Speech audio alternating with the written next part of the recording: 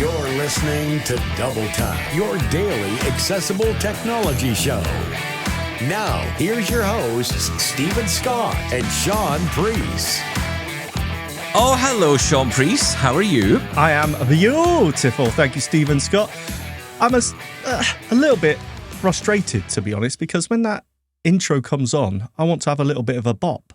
I want to sway my head. I want to get my groove on, I believe it's called.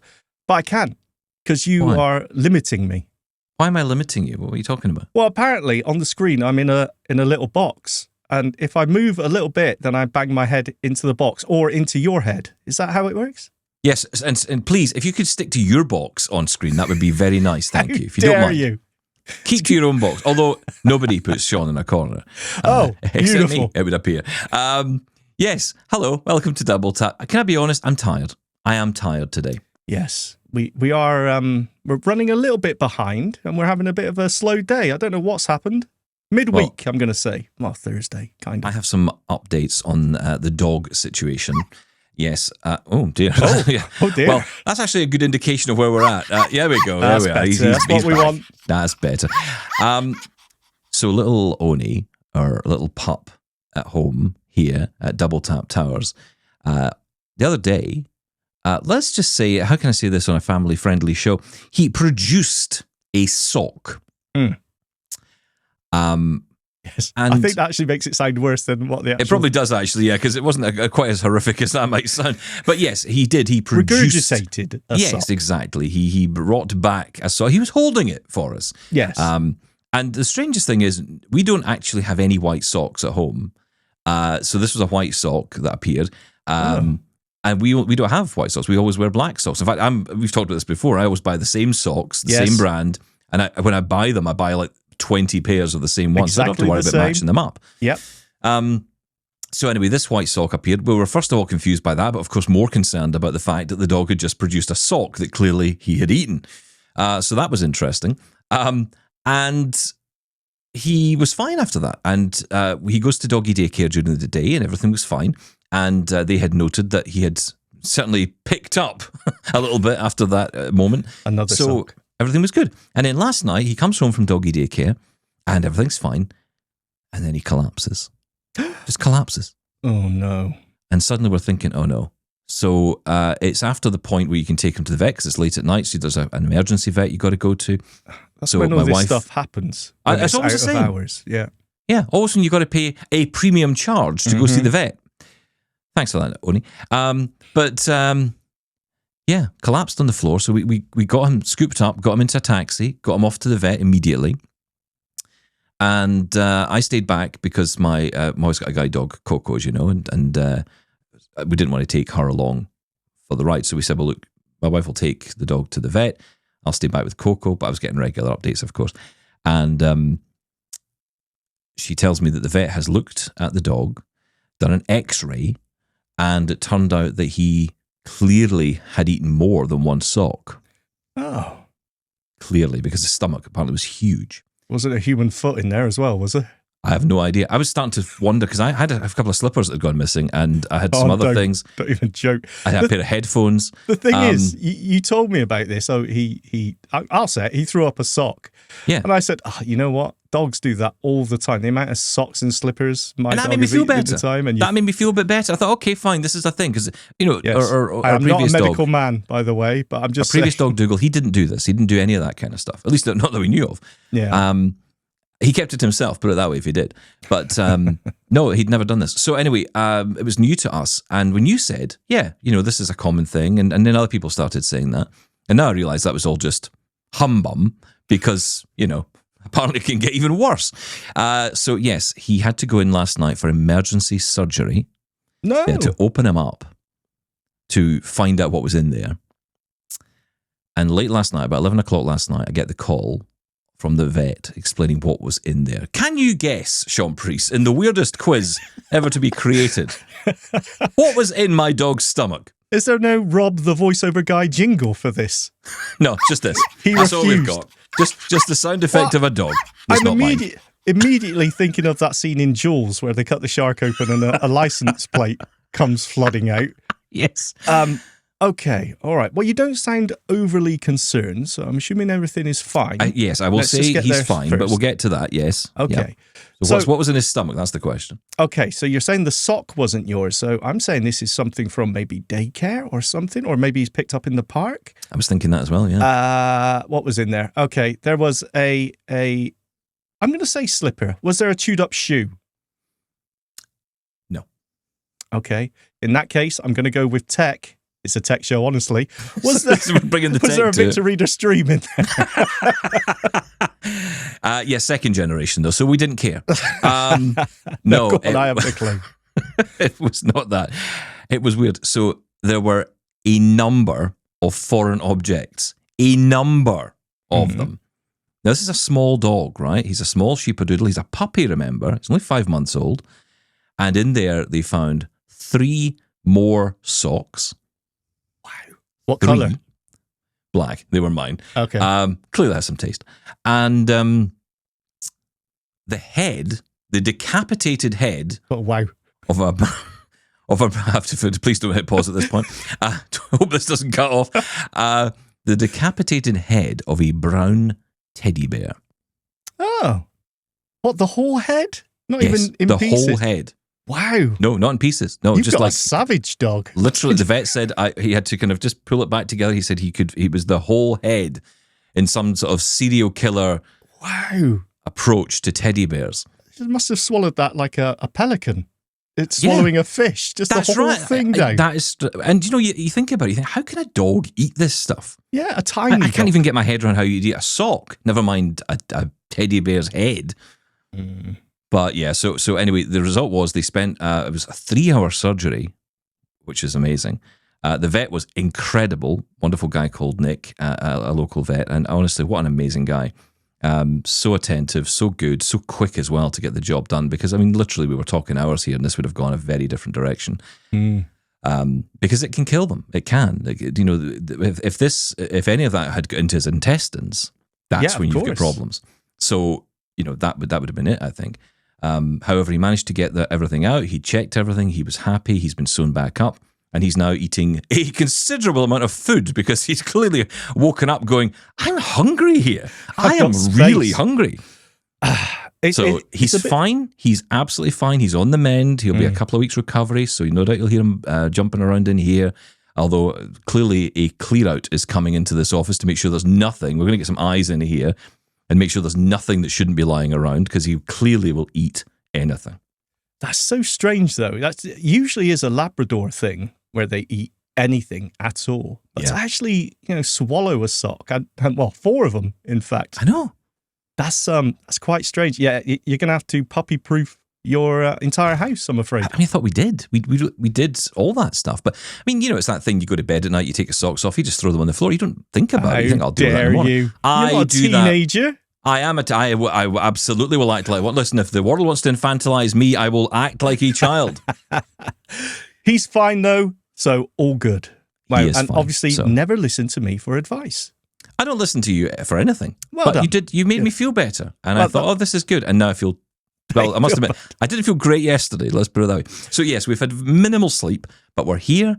That's the important thing. It is a tech show, honest. For those of you who are joining us for the first time on YouTube, wondering, again, what on earth is this? This is what we do on Double Tap. We tell you a story about our life and everything else, and occasionally we'll talk about tech.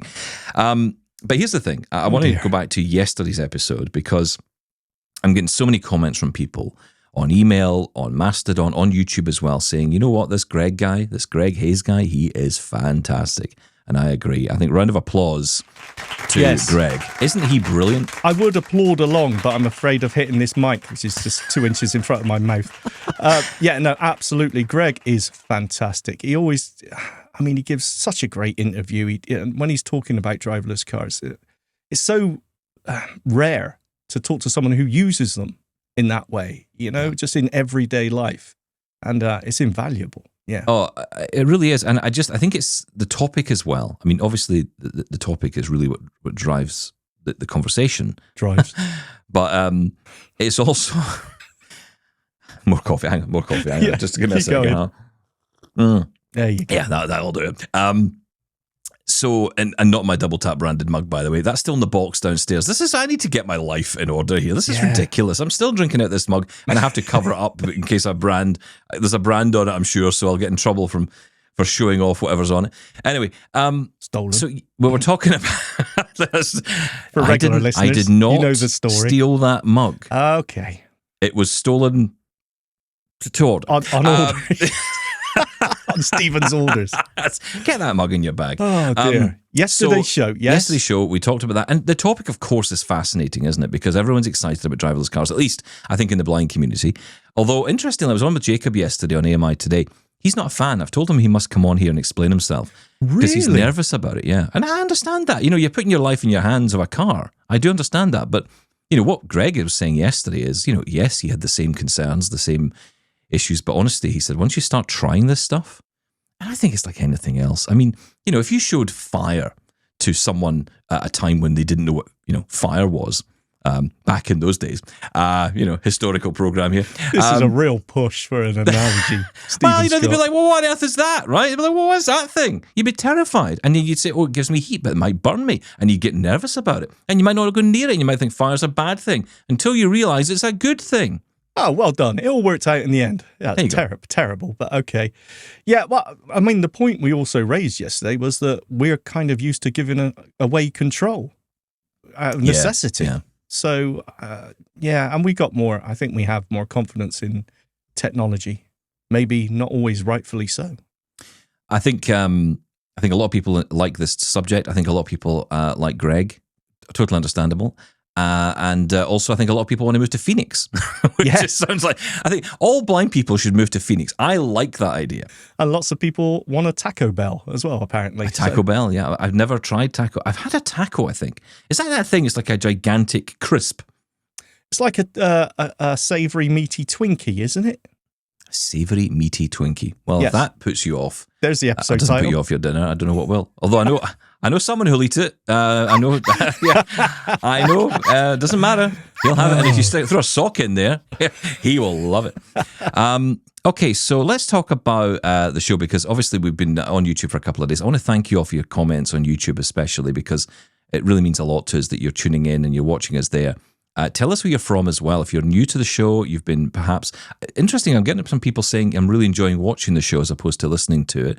That's interesting. Really? But again, and I know I don't get it either, but I will say, I think it's great that people are choosing to do that. If you can, and you can find your way to doing it, to subscribe to the channel, it keeps Mr. F happy, because, it's all about keeping him happy. Mr. F. Of course. Got to keep him happy. So, and it also keeps us doing this. So, the more you hit that button, it literally, every click of that button saves our lives. Yes, an angel gets its wings. That's right, yes. So, you can do that. And of course, don't forget the podcast continues as always. Just a quick note for the podcast as well, though. Those of you who would regularly expect a weekend episode, best of YouTube, well, of course, because we're now on YouTube every day, there's no best of, because why would you pick the best of this? You want the best of the bit where I told you my dog vomiting up a sock, or, there's no best of the weekend. 5 episodes a week now in the podcast. Sorry about that. But we might have some news on that coming soon. We'll talk about that in another time. I think Sean and I should do some more work. Yes, what? I do. I've never heard this before. Yeah, I know you haven't. That's why I thought I'd tell you on air. Okay, thanks. You can't shout at me. Very professional. Also, we're still working on WhatsApp, having a few technical issues with WhatsApp at the minute that I don't quite understand.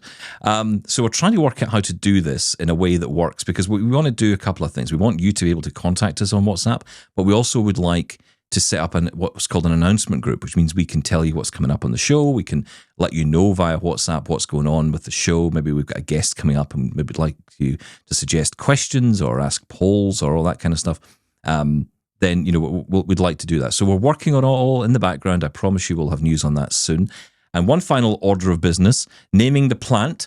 So we've had many suggestions in from lots of you. So thank you for that. Please do keep them coming. But we are putting our favourites to our Mastodon audience. So if you follow us on Mastodon, you can go and vote in the poll and choose which one you fancy. I must admit, I'm coming around to the Perkins idea personally. I do. Perky the plant. Don't bias the poll, Stephen Scott. How we dare need to you. be balanced. Yeah, Perkins for me, I think, so far. And listen, one other order of business. I feel like it's a committee meeting today on the show. Right, any more business? Well, one more thing. Yes. Thomas has been back to us again about chapter markers on the podcast.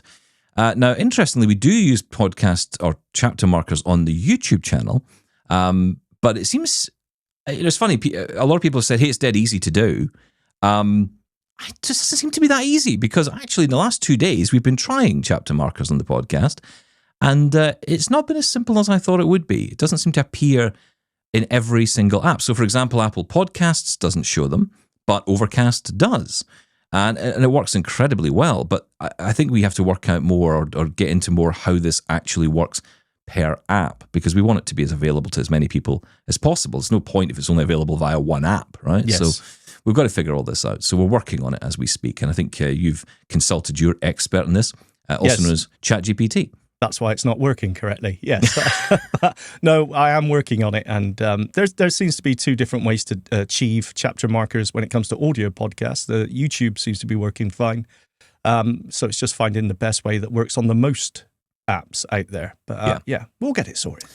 So listen, I want to talk about a brand which you may have heard of. It's called Anker, Anker. And this is a brand of a range of different things. You might know them for their chargers. You might know them for their speaker range under the Soundcore brand, which is their sub-brand. I don't know if this is an Amazon company, but I tend to find their stuff shows up mostly on Amazon. But I think when you and I were in Canada last time round, we went to a Best Buy and we did see Anker products in there. So maybe it is a standalone We did. thing. We saw the Soundcore frame, the audio sunglasses. Yeah. And I don't know, but I don't think they do those anymore. I don't know if they've really gone have away. they discontinued them? Well, I mean, the thing with Anker is they tend to produce a lot of accessories. And there's so many accessories that I think they just focus on their sort of top 3 or 4 at the time. So if you sort of follow their marketing, everything kind of moves along very quickly. So there may be products that are still there and still serviced and available. Yes. But, you just don't hear about them. Once they've come out, they're kind of, just available. That's it. They were actually quite nice, as ever, quite expensive, but they were quite nice, the Soundcore frames, except I lost the charging cable. Of course I did. And it's proprietary, right? It's not just a USB-C. It's one of those where magnetically clips onto both arms when you fold it up. Legs. Arms. And I cannot find anywhere a replacement for it. You can't just go on Amazon or something. Oh, really? There isn't a replacement. So it makes me think, I mean, possibly if I go to Anker themselves, but who's going to do that? Exactly. You could email support, but who's going to do that? And no one's going to respond, let's be honest. So what's the point? But they have brought out a new charger, which I think is quite interesting. I must admit, I do love a good portable charger. I've got one from Mophie, M-O-P-H. Hang on, let me think. M-O-P-H-I-E. Mophie, that's right. Oh, is it? Okay. And they are, again, a brand which tends to, and I tend to, when I'm buying these kind of things, go for things that Apple almost recommend. And I say recommend almost because they don't recommend them, but they do have them in their stores. So you feel, well, they must have gone through some kind of testing before Apple would let them anywhere near their store. So it gives me a bit of confidence that it's a good brand. If it's a name especially you don't know, if you've not heard of Mophie, you might just assume it's just another one of these brands that you hear online randomly. But, Mophie, Belkin, Anker, these are products that you hear about. Yes. You hear these names and, we know Apple support them for their products. And so that interests me. So the one I got was really cool. It was a folding one. So basically it folds out from the middle, connects. It's got MagSafe for the phone. It's got a little tray for the AirPods. It's got a little magnetic ring for charging up the watch that kind of pops up, and you can have the watch sit on it, or you can have it lie flat. And all of that charges up via USB. No. You liked it. You saw it and you liked it. Sorry, since you disrespected my monitor when you came into the shed, I'm hating your foldable. I didn't disrespect it. I said it was utter trash. Well, hang on a minute. Is that disrespectful? Yes. Just checking in. Just remind me about this. Is this like a soft fabric?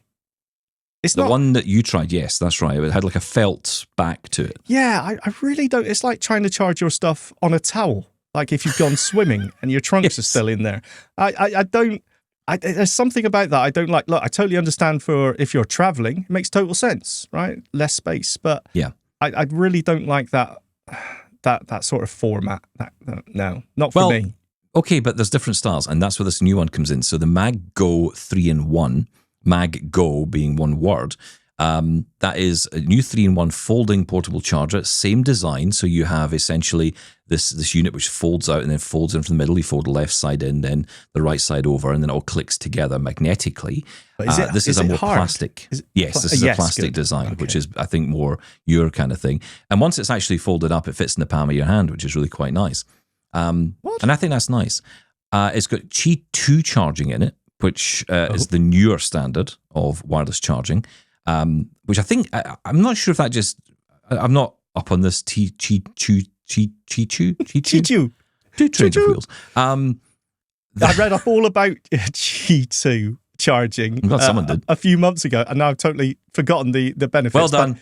But it is better. There you go. I can tell you that much for sure. Yeah. That's a double tap guarantee. I feel like you are the Chat GPT of double tap. Summarize this article into a few words. It's just better. Yes, it is. But, okay, I mean, Qi 2, I mean, of course it is. It's better than Qi 1. Who has Qi 1 hanging about, right? I mean, Qi 1, that's old news. Was there something about the magnets, like the Apple MagSafe? I think there was something about their own implementation of that for making sure for proper alignment when wireless charging. I think that's a standard. I think that, but also there's this talk of Android bringing in Qi 2 as well, I think, which is... exactly. That's the point. Yeah, it's bringing it to a wider market. Yeah. And 15 watt charging, so you're getting that fast charge as well for your phone and for your devices. Remember, you can charge all of these devices at once, which is pretty cool on all these kind of devices. You often get them as Belkin do them as well, where you get stands that have got, the MagSafe for the phone, and then you've got the sort of little arm. It's like a T shape that kind of comes up from the base. It's lovely. And then it's a really nice, you've got one of those, haven't you? I have, yes. I've actually replaced it with a far cheaper, shoddier plastic model. Well done. That's a good idea. Yeah. No, because you obviously clearly have got good insurance. But yeah, the Belkin one, as with all Belkin products, I mean, the build quality is superb, right? And it works really well. Yeah. I'll tell you the only reason I don't use that one is because the one I bought is powered by USB-C, meaning I can supply my own cable of any length to it. It means I can put it in far more different places. The Belkin one has its own power brick with a pin, power plug. Yeah, that's right. Well, you'd like this one then, because this one comes with USB-C. And typical Anker, they don't actually provide you with a plug. Now, I think this is actually quite smart. They don't give you the plug. They just give you the cable to go in. So it's a USB-C to USB-C cable, 5 foot in length in this case. And I think that's really clever because most, again, you're thinking, this is selling internationally. So different plugs for different markets. It adds extra costs. So to reduce the overall cost of these products, and I guess the packaging and everything else, they can really trim all that back and essentially say to you, well, if you want a charger, you can buy one, or you can plug it into one of those GAN chargers, these ones you can get which sit on your desk and they've got multiple USB-Cs for charging. Or so you're saying Apple was right all those years ago when they took the power bricks out? Yeah, do you know what I think they should do? I think, and maybe this is possible, but I think in homes of the future, I think you'll start to see, or certainly should start to see, more USB A and C ports appearing in plugs on the wall. Because I've got them. Yeah. If you think about it, if you're getting a plug like that, I mean, of course, the problem is that it's like trains in the UK. I think this is the same in other parts of the world as well. A lot of them are now implementing USB charging. Even planes are doing this now. You get USB charging at the seat. Now, the downside to that now is it's all USB-A they've implemented. That's no problem. Everyone turns up with USB-C cables. You're like, what do I do with that? And that's a whole new thing. And of course, if you're sitting on the train, you can't just hop out and buy a dongle. So you got to think ahead. You know what the solution is, of course, is that the airline or train people will sell you a dongle for 3 times the price you can get it. I'm sure you've just given Mr. and Mrs. Boeing and Mr. and Mrs. Airbus a good idea. Oh, dear. So yeah, that's pretty cool, right? No price yet on that, but I do find that quite interesting. This is fairly new. It's just been announced by Anker. I mean, they've had variants of this. This is their first folding charger. They've had other types before. So this is, I guess, one of their kind of first, really small portable chargers that are really fully functional, great for chucking in a bag and going away. I mean, for most people who are going to be using this kind of thing, I would imagine they're going to plug that into their laptop. so they can do the charging from that direct, and then you can just have a separate power brick charging your laptop, Oh, clever. Headphones as well, a couple of new pairs of headphones to mention. So Soundcore is that sub-brand of Anker. They've brought out some new mid-range over-ear headphones called the Space One Pro, which is quite an interesting choice of name. That sounds like a very Apple name to me. Space Pro would have been like, an Apple thing, I would have Why thought. space? Is this something to do with 3D, 7.1 surround sound or something? No. It does say in the marketing that it has got premium noise cancelling.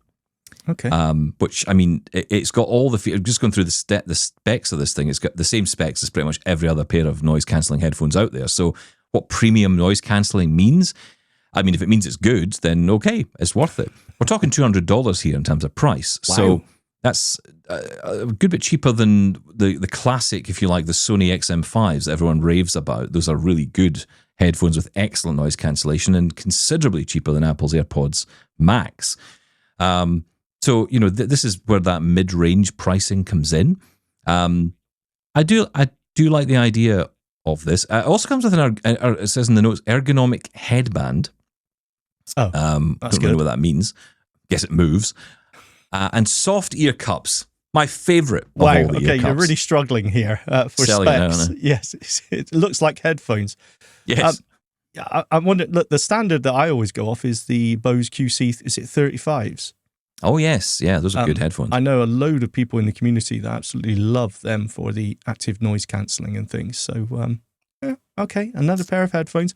Look, when it comes down to it, I know there's another product, I'm sure, but the Anker brand is something that I actually have had a lot of good experience with in the past, particularly with chargers. But I've also bought the Anker Soundcore Bluetooth speaker, a small, tiny little thing, and it sounded really nice.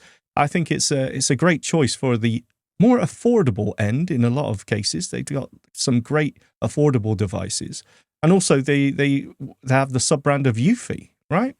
Is that still the case? I believe so. Is that from Anker, is it? Yeah. I didn't know that. Yeah. And they do things like robot vacs and doorbells and things like that as well. So, I actually quite like Anker.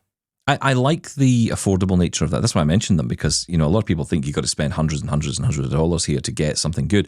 For those of you who've been looking for a new type of earbud that again has that open nature to it, so good audio quality, but you can still hear your surroundings. They're bringing out the AeroFit 2.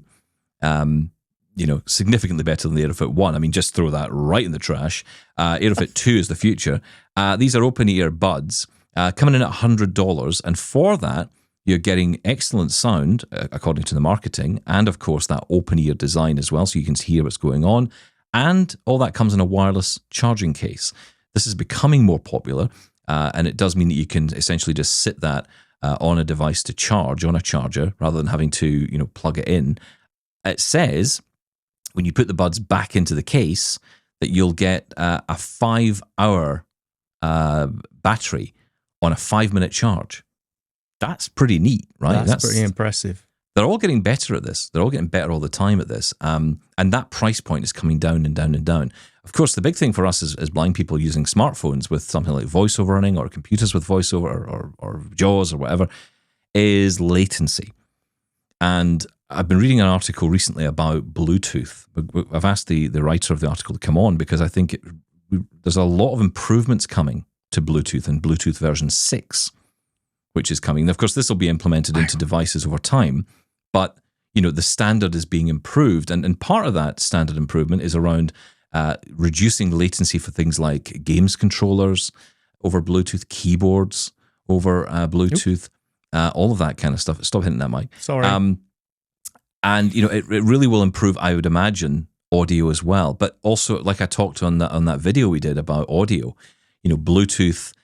Connecting to your phone is essentially by an invisible pipe, and whenever you're sending and receiving audio, you're kind of taking the contents of that pipe and halving it so that you can have the audio receive and send down each side of it. So you're not enlarging the pipe in order to get more audio down there and better audio back. You've only got as much space as you have to work with.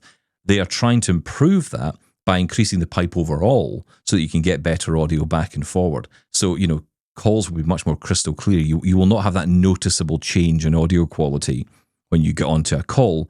If you're listening to music, for example, you'll notice it right away. If you jump onto Teams and the music's still playing, it'll sound like it's coming out of a really tinny speaker all of a sudden. Yeah. And then when you come off the Teams call, it comes back to like suddenly theatre surround again.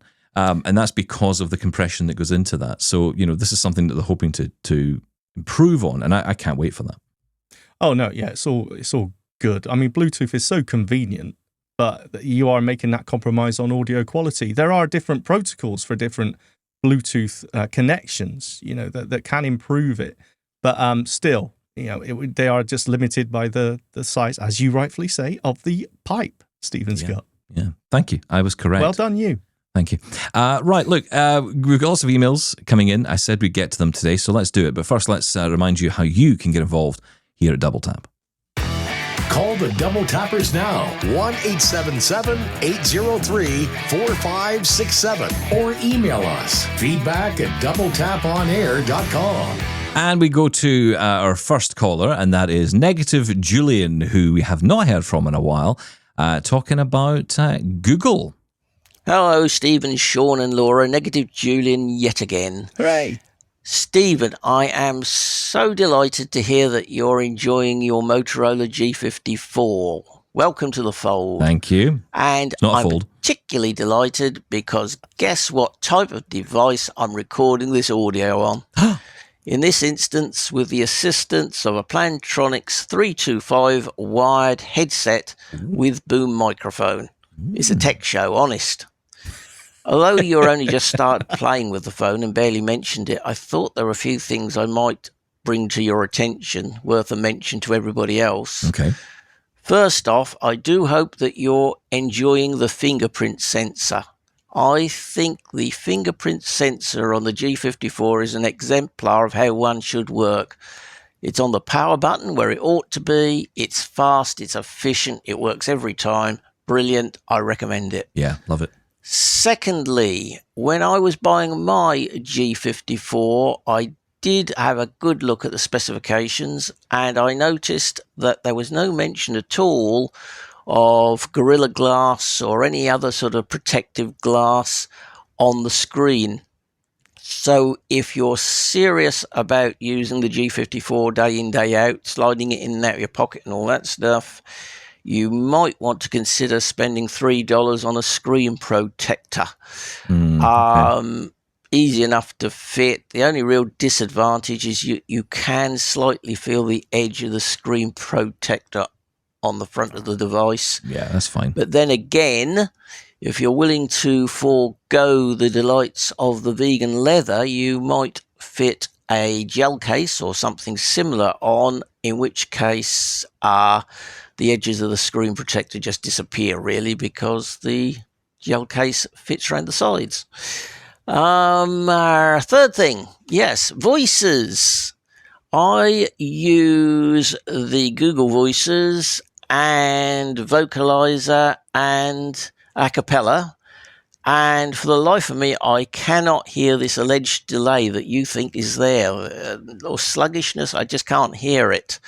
So I think it's all in your head, psychological. Okay. But then again, I am 66 this year, so clearly I am slow, lethargic, and ancient myself, and perhaps I'm just not up to hearing these things anymore. I can't keep up with you young whippersnappers, can I? Young? No chance. Wow. The last thing is actually a question rather than a statement. Okay. I'm sure at some stage, if you haven't already, you are going to be downloading Google Gemini onto the G54, which is fine. It works as well as anywhere else, in my opinion. I can see the promise. I think it's still a work in progress, mind. But I do have one major grievance with it, one problem which perhaps doesn't cover everybody, but for me, it simply will not integrate with the Google Calendar. You cannot create an event or interrogate events on the Google Calendar using Gemini, or at least I can't. And eventually determined that I had to go into the Gemini app, turn on the menu on the top right-hand side, and about halfway down that, there is an item marked extensions. So I went into extensions, and there's a whole load of stuff in there, most of which I had not the faintest idea what it was meant to do, to be honest. I was out of my depth. But one of the items was workspace. And there was a button there marked off. And I thought, hurrah, solved it. So I tapped off, and it stayed off. I double tapped off, and it stayed off. I multiply tapped off, and it stayed off. I swiped left, right, up, down, everything you can think of, and it stayed off.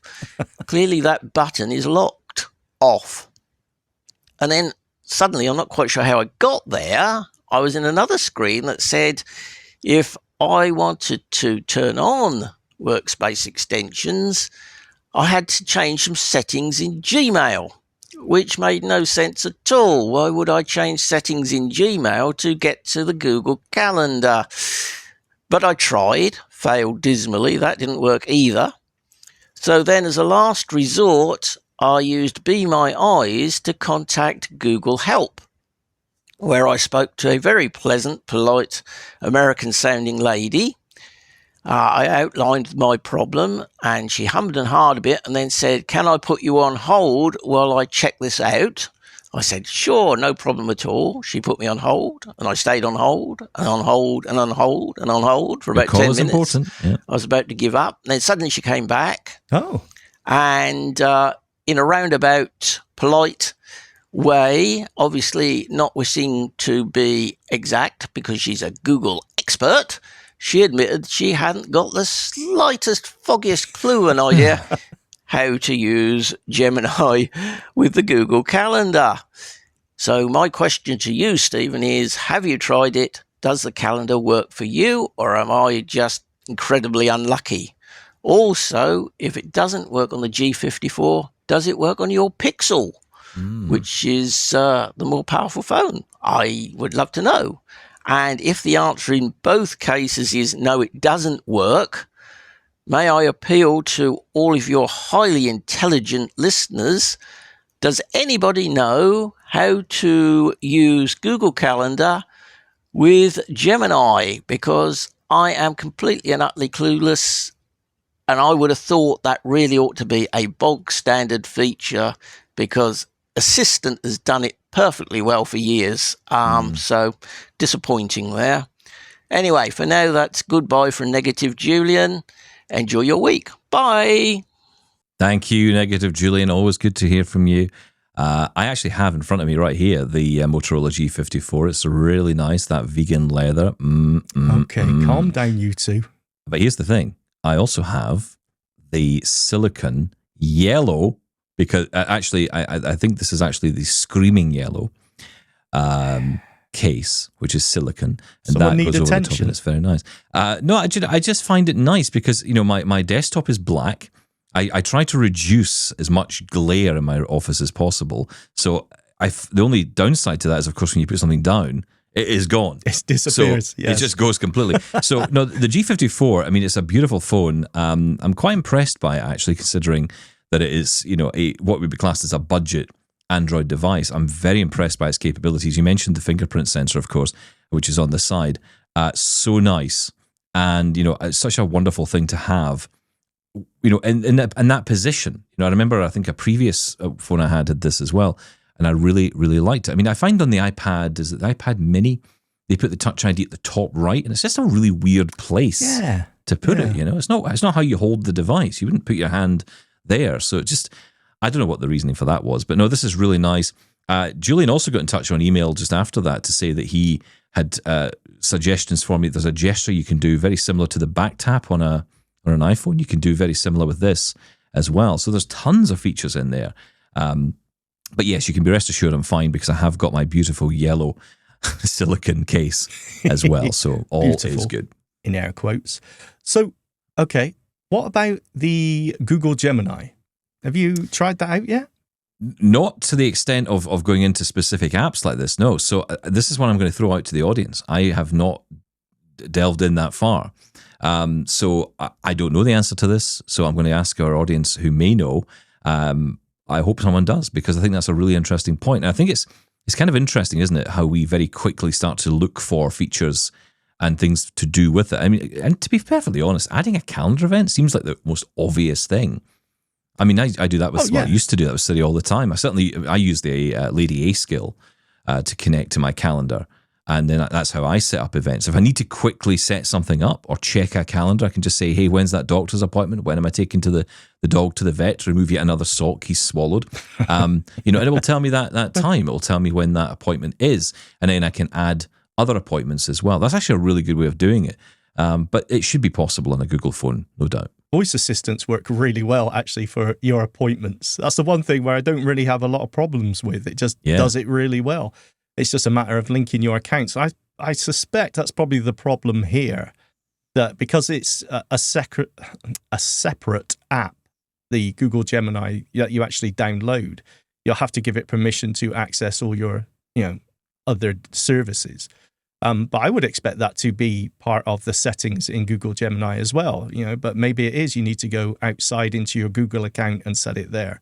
But this is one for our listeners. Homework.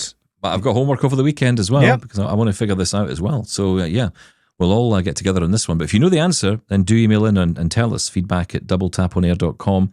Of course, you can call and leave a message. 1-877-803-4567. Let's move on to Pete, who has got some comments on our news about Be My Eyes. Hi, Stephen, Sean, and all double tappers. It's Pete in Robin Hood County. Hoping all is well. What great news, Be My Eyes, now acquiring AppleVis. Yep. I'm glad that it's been taken over because it's a great resource. It means then I can carry on learning from such greats as Thomas Donville and the like. So I'm really pleased. The next task for Be My Eyes, could they come and take over my country? Because the present lot aren't doing a very good job. Can they do that? Secondly, I was listening to the Vision Australia Radio Talking Tech, and it seems that David Woodbridge is on the move, so I'd like to know where he's going to move to, because he's another person I've learnt a lot of stuff from as well, and your good selves, of course. So thank you. That's another bit of breaking news for you. Yeah. And have you, during your investigations of the iOS 18, found any useful accessibility features? It would be interesting to know. They did do some features on the iOS 18.1 beta on iOS Today Audio, but it seems that people with more vision than me are able to use it. And for any Android listeners that are searching for podcasts, you can also listen to All About Android. I think that comes from Twit TV, so I hope that helps. Anyway, thanks for all the interesting shows and all the good news as well. And we're about ready now for another hit single from Brian. Take care from Robin Hood County. I think you're absolutely right, actually. Yeah, we need more music. We get he has emails been from producing. Brian. We get emails from Brian. Every time we think, is there an attachment with it? I know, I get so excited. I'm like, another song. He's been using Suno again. I love it. Okay, so first off, yeah, of course, great news about Be My Eyes and AppleVis. Everyone is so happy about that. It's nice to have some good news to focus on for a change, especially considering the news of recent. And in terms of David Woodbridge, yeah, good point. He left Vision Australia. He actually just announced today, in fact, that he is now a sales specialist with HumanWare, which is fantastic news. So he is now going to be working there, which is absolutely brilliant. So yeah, good luck to him. I mean, he was. I wouldn't have thought for a second that David would be able to work for long. Yeah, you can't keep a good man down. Well done, David. And it's actually quite heartening to hear, because blind people losing jobs, really, frankly, irrespective of who you are, it's a nerve-wracking time, for any of us. Of course. So even the experience we have doesn't necessarily guarantee a job. Thank goodness that was something that David was lucky in that sense. Although I say lucky, he's worked damn hard to he's got the get to where he's gone. Yeah. So absolutely fantastic news.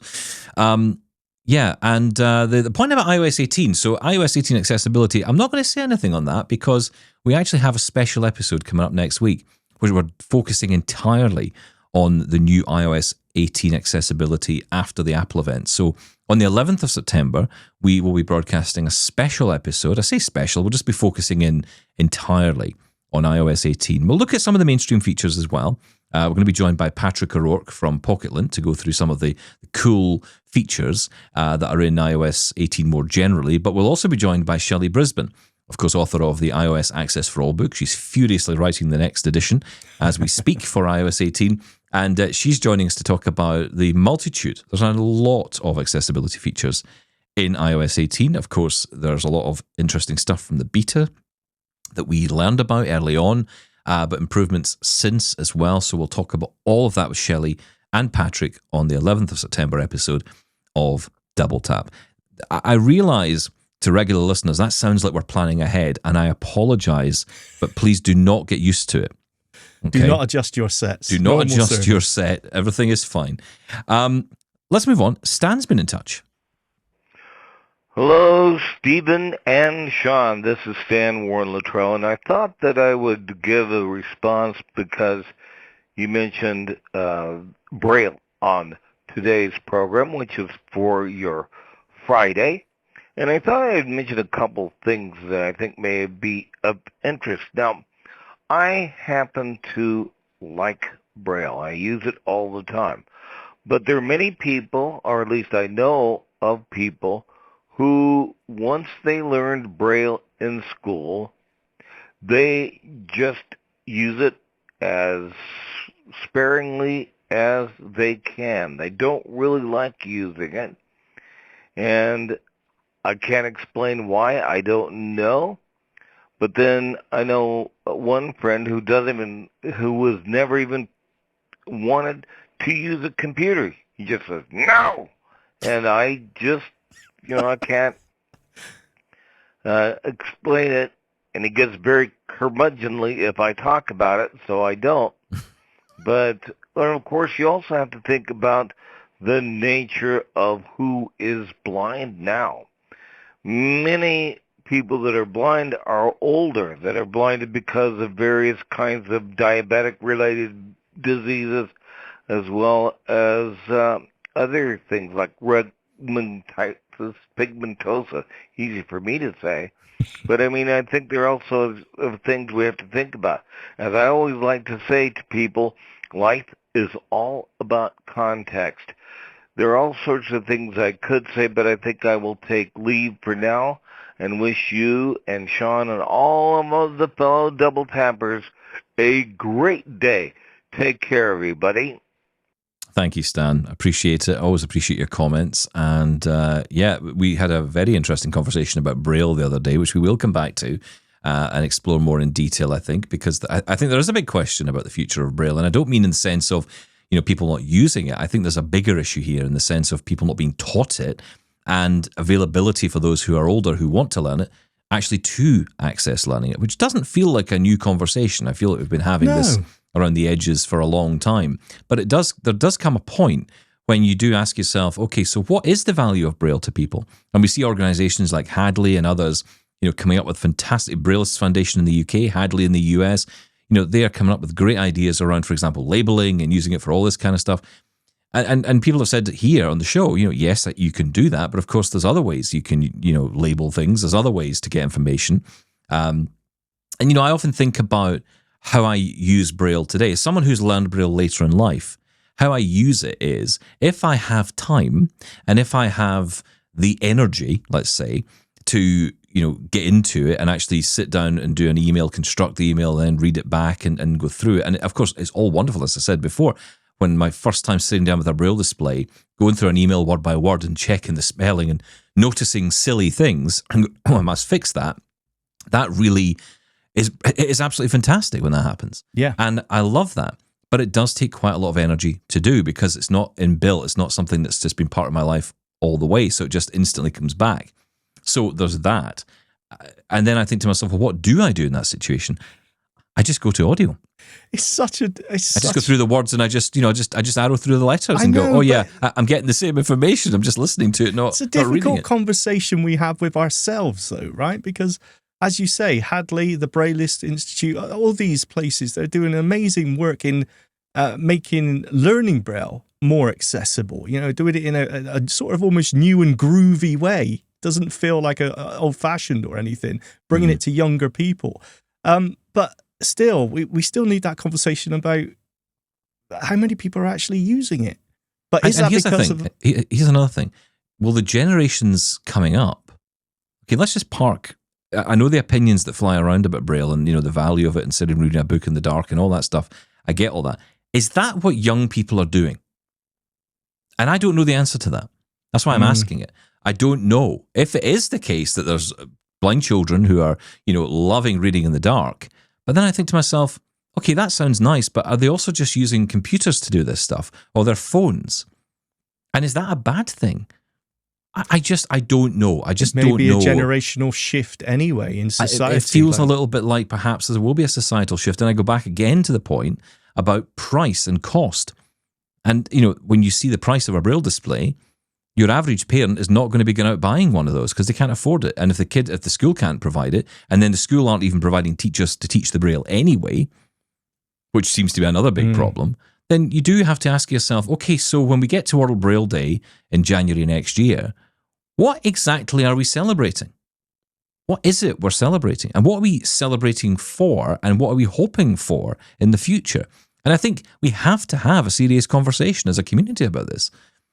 Now, I'm not saying there's an end. I don't think we should put an end date on Braille. But I think if we're not careful, if we don't address these questions, if we don't discuss this, if we just say that Braille is wonderful, shut up, don't mention it ever again, then it will pass away and we won't even notice. We won't notice the day that it happened. Suddenly we'll just realize that the numbers are diminishing by generation, by day by day. And that's a concern for me. If we're genuinely, I think Braille has a huge amount of value. Of course it does, as we keep saying. And more than that, it may be the only option. If we're talking about, audio's great for us in our little bubble. What about if you're deafblind? Where'd you go then? And I think that's a slightly, again, it's a slightly different. What is it? It's a slightly different conversation, I guess, because we know the value part there. Of the same conversation. It's part of yes, but I'd say the only point that connects is the price point. Because the price point still affects deaf-blind people as much as it does blind people. Absolutely. So the impact's the same. How do you bring that price down? How do you make it affordable? And it comes back to this central point. Until you address that and you decide what the future of that is and what that looks like, and ask the companies, frankly, need to be asked the question, okay, how much money does it cost to build one of these things? And how much money does it cost to produce, and how much profit is being taken off the top? Now, I have no issue with companies making profit. I've made that plainly clear what do you do about along that? the way. I'm not worried about that. What I am concerned about is that there are consumer pricing, or there is no consumer pricing. It is business, and there is education pricing for these products. That, to me, is what these prices are. They're not consumer prices. When I go on and I read the prices of these things, I just think, are you kidding me? And it's no wonder people are turning away. People said to me about Orcam, it's a shame they've gone. Okay, they've moved out of the market, as far as we know. There's lots of other rumours circulating about that, but none that can be verified. So we've no idea what's going on. Orcam, by the way, have said nothing to my relentless, constant, public, private emails, messages, tweets, everything I've done to try and get Orcam to say something about this news. There's nothing. I know there's been rumours said in other places, but nothing that is verifiable. Nothing. Yeah. The information that other people have been talking about, I have that information as well. I could read out the information as well. I can't do that. As a responsible, impartial broadcaster, you can't just come up and just read out any old email. We don't know where this information's coming from. I can't verify it. That's the point. So, the information may be flying around, but the facts, as far as I'm concerned, have to come from the source, and the source is silent. So, as far as I'm concerned, the story stands. Orcam are out of the market of visual aids. And if that's the case, then I'm not surprised. And that's the thing about this. It doesn't surprise me. The price point and the cost of the device, the fact that AI is just taking over everything, and of course would have a massive impact on a product like Orcam, which essentially was built on AI. in a physical device. Yes. You know, I mean, if Humane can't get it right, if Rabbit can't get it right, what hope? And they're mainstream devices. Then of course, what hope did Orcam have? Probably 10 times the price of another. Well, yeah, it depends what you mean by get it right. Let's be fair. Orcam's feature set worked really well for a lot of people. I'm talking about getting it right in terms of getting out there, making it sell, making it clearly a business that is profitable. Yes. It could not have been happening. If it was, they wouldn't have moved out of the market. Well, competition is what the problem here. It's a threat. It's a risk. You know, it could Apple could bring out a feature tomorrow that could kill a whole industry. You know, they've done it. Yeah, they've done it many times, and it's the same thing. It's an interesting topic. Anyway, and we'll talk about it at a later time. Definitely, we will definitely talk about it at a later time. Again. Wow. Listen, thanks again for all your comments and your queries and questions as well. On the Android point, of course, Google Calendar and working with Google Gemini, get in touch. Tell us what you think. If you've got an answer to it, we'd love to hear it. Feedback at doubletaponair.com. You can, of course, call 1-877-803-4567 and leave us a voicemail. We'll be back again tomorrow with more. And a look ahead to the Apple event next week as well with Colin Hughes, our good friend. That's on the way. Thanks, Sean. Thank you. Bye-bye.